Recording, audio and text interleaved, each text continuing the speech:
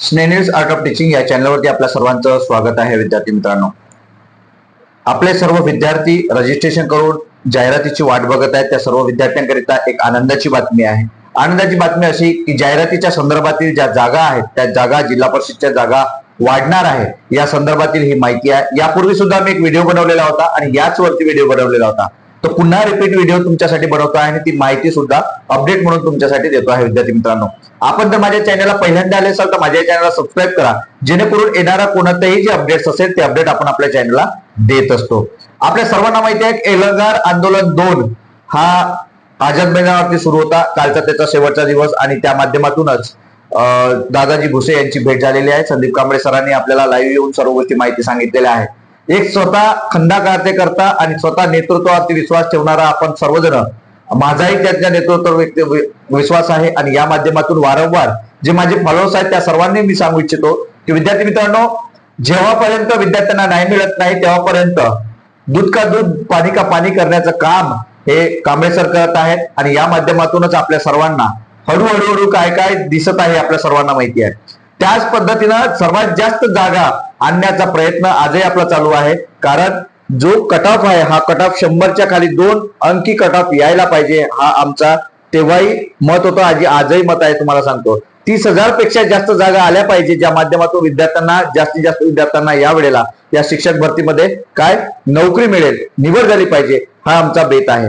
आपल्या सर्वांना माहिती आहे की सध्याच्या काळामध्ये सध्याच्या यामध्ये आता जर आपण बघितलं तर केंद्र प्रमुखांची भरती सुरू आहे आणि त्या माध्यमातून 3 ते 4 तारखेला 3 आणि 4 फेब्रुवारीला केंद्र प्रमुख यांची परीक्षा आयबीपीच्या माध्यमातून घेण्यात आली आणि त्या जागा होत्या 2430 जागांची ही पदभरती होती आणि महाराष्ट्रातील वेगवेगळ्या जिल्ह्यामध्ये ही पदभरती आयबीपीच्या माध्यमातून घेण्यात आली. त्याचा रिझल्ट सुद्धा लागलेला आहे आणि आपल्या सर्वांना माहिती आहे की 2430 जागा ज्या आहेत त्या जागा ह्या आपल्या शिक्षकांच्याच आहेत. जे शिक्षक 6 वर्ष पूर्ण झालेले होते त्या सर्व शिक्षकांना या ठिकाणी हे शिक्षक पात्र होते आणि त्या माध्यमातून या सर्व शिक्षकांनी काय दिले, परीक्षा दिली आणि त्या परीक्षा पास सुद्धा झालेल्या आहेत, चांगल्या गुणांनी पास झालेल्या आहेत. त्या सर्व शिक्षकांचं सुद्धा त्या ठिकाणी अभिनंदन. परंतु यात फायदा कोणता होणार आहे, आपल्याला आनंदाची बातमी कोणती, तर 2430 जे शिक्षक आहेत ते सर्व शिक्षक काय म्हणून जाणार आहेत, केंद्र प्रमुख म्हणून वर जाणार आहेत आणि त्यांच्या ज्या शिक्षक म्हणून ते जे काही रुजू होते, जे 6 वर्षापेक्षा जास्त त्यांनी काम केलेलं आहे, अशा सर्व ज्या जागा आहेत त्या जागा रिक्त होणार आहेत. किती, 2430. आणि या 2430 जेवढ्या काही जागा आहेत त्या सर्व जागा ह्या जिल्हा परिषदेच्याच जागा असणार आहे. स्थानिक स्वराज्य संस्थांमधल्या कुठल्या जागा असणार आहे, जिल्हा परिषदेच्या जागा असणार आहे. यामध्ये कोणत्या विद्यार्थ्यांना फायदा होईल, जे डीएड झालेले विद्यार्थी आहेत 1ली ते 5वी साठी, जे सीईटी किंवा टीईटी पास आहेत आणि जे दोन्ही पेपर पास आहेत डीएड करून, आणि जे बीएड झालेले विद्यार्थी आहेत पण पेपर 2 पास आहेत, अशा सर्व विद्यार्थ्यांकरता ही आनंदाची बातमी आहे. कारण विद्यार्थी मित्रांनो, यात तुम्हाला जिल्हा परिषदच्या माध्यमातून संधी मिळणार आहे आणि या जागा सुद्धा आपल्यासाठी वाढणार आहेत.